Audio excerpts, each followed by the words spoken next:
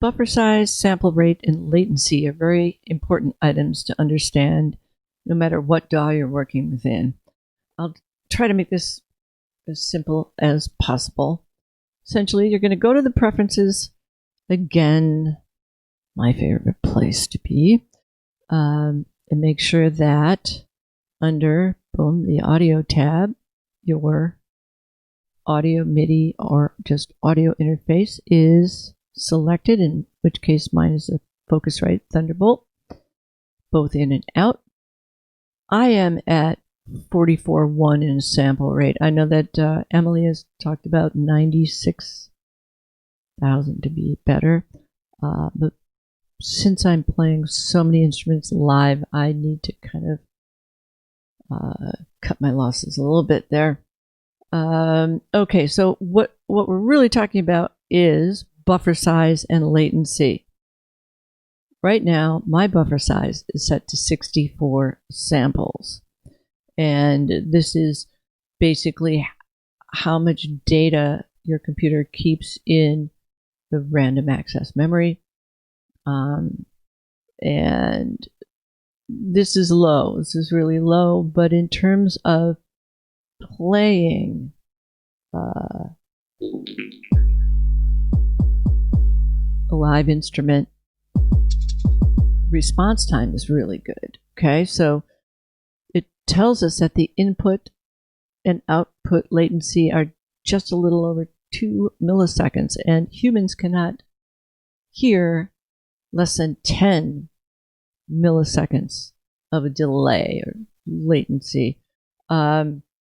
So for a percussionist or someone playing rapid keyboard parts, this is ideal. And unfortunately, the better the interface you have, the lower your buffer size can go, because its digital to analog converters are much more sophisticated. So it feels good, very responsive. If I raise that up, most DAWs default at 512, which I find a little slow. As you can see, we're up to 12.4, 12.3 milliseconds. It's kind of like ga-dang, ga-dang, ga-dang, ga-dang. Not too bad, workable if necessary. And then let's go up to 1024. It's getting pretty bad, 24 milliseconds. It's almost a quarter of a second. And then take it up to 2048. Good-dang, good-dang. So you can hear that delay, that latency. Raising your buffer size up this high is fine if you're just playing a pre-recorded track and you're not trying to input any newer tracks. Okay, so if we look at the buffer size for the piece I use, 9875431, to demonstrate the control surface, the Push 2, I have just set the buffer size to 1024 samples, which is extremely generous. Now, I would never want to try to play live with this, but I just want you to hear how good this sounds at that sample rate.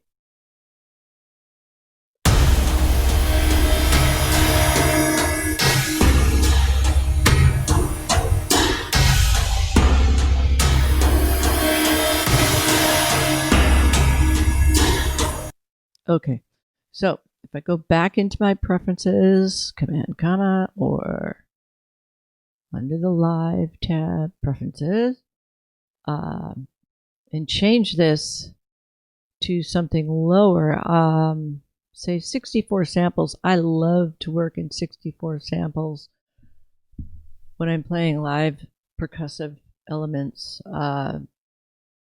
But there's generally a trade-off, and a piece like this with lots and lots of tracks, lots going on, plugins, audio effects, digital effects, I should say MIDI effects. look how long it's taking to actually convert the sample rate. There's a lot going on in this particular program. So if you're pushing the limits, it's probably not going to work to get it down to 64 samples. Let's see what happens. Okay, the CPU rate's up at 42. Now we're going to bring in a few.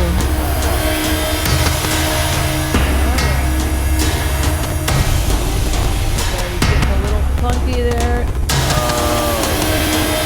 Need to bring anything else in. It's destruction. Okay, great example of having too low of a buffer size with too much information happening in your Ableton file.